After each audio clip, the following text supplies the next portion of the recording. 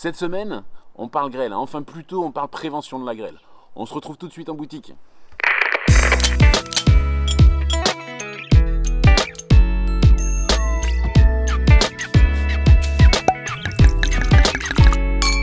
Bonjour et bienvenue pour cette nouvelle édition de questions-réponses avec S. Chablis.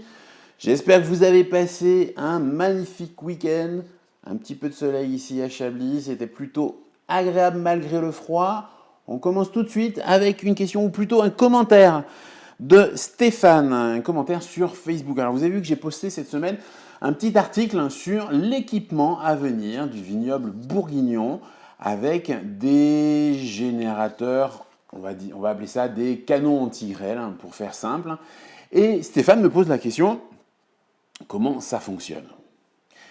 Stéphane, je ne suis pas un technicien, mais je vais quand même tenter de vous répondre.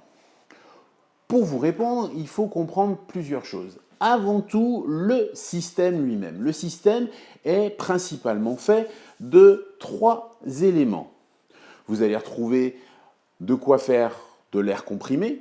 Vous allez retrouver un contenant avec de l'acétone et de l'iodure d'argent, et vous allez aussi retrouver ce que j'appelle le canon, une sorte de petite cheminée, une sorte de chambre de combustion. Donc vous l'avez compris, l'idée c'est d'utiliser ces 3 éléments pour vaporiser et pour envoyer en l'air, puisqu'on est sur des chaleurs, je crois, avoisinant les 800 degrés, pour envoyer cette solution et ces particules d'iodure d'argent dans le ciel. Vous disant ça, je ne vous ai pas donné encore toute la réponse. Ce qu'il faut comprendre aussi, c'est comment fonctionne la grêle. Alors, la grêle, c'est un phénomène météorologique assez désastreux, effectivement, pour un vignoble, pour l'agriculture et même pour les voitures, les toitures.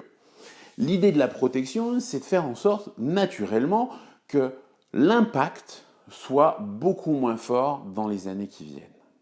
Alors, la grêle, c'est quoi ? Vous savez qu'en météo, on parle souvent de courant d'air chaud, de courant d'air froid.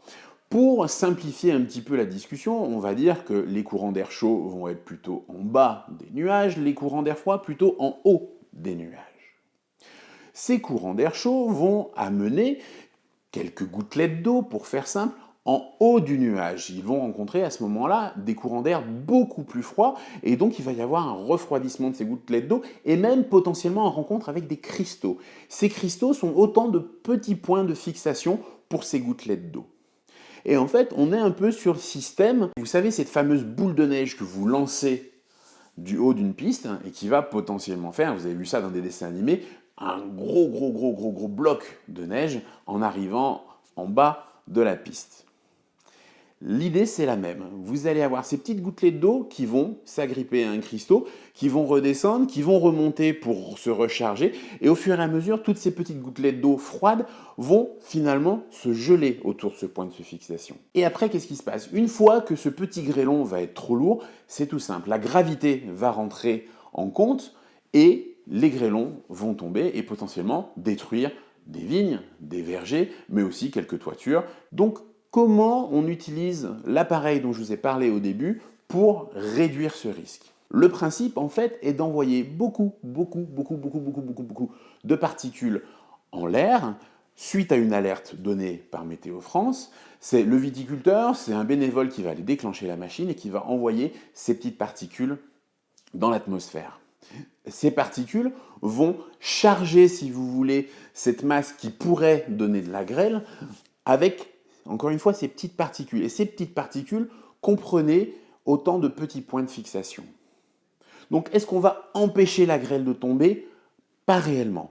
Tout ce qu'on va faire, c'est transformer de gros grêlons en petits grêlons. Donc, l'idée, c'est plutôt que d'avoir une boule de bowling, ce qui est un peu exagéré, mais plutôt que d'avoir éventuellement une balle de golf qui va tomber dans les vignes, les vergers, sur votre voiture ou sur les toitures, vous allez plutôt avoir plein de petites billes qui vont potentiellement beaucoup moins endommager le vignoble. Alors, est-ce que c'est fiable ?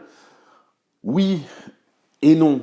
Il y a déjà des vignobles qui sont protégés avec ce système et qui en sont plutôt contents. Maintenant, comme tout phénomène météorologique, on ne peut pas garantir à 100% que tout va, comme par miracle, bien se passer. On reste dans une mesure de sécurité. Au même titre qu'il va y avoir des assurances, au même titre qu'il va y avoir des filets, au même titre qu'on pourrait utiliser potentiellement à l'avenir d'autres techniques. On pourrait aussi assez facilement utiliser un avion et ensemencer ces nuages. Maintenant, au niveau des coûts, il va y avoir aussi un impact. Voilà Stéphane, j'espère que dans ce discours plutôt technique, j'ai répondu à votre question. Si comme Stéphane, vous avez des questions ou si vous souhaitez faire des commentaires, n'oubliez pas que vous pouvez suivre S. Chablis sur YouTube, sur Twitter, Instagram et naturellement Facebook. Vos questions peuvent naturellement être assez techniques, peuvent parler de vin, peuvent parler business, peuvent aussi parler gastronomie.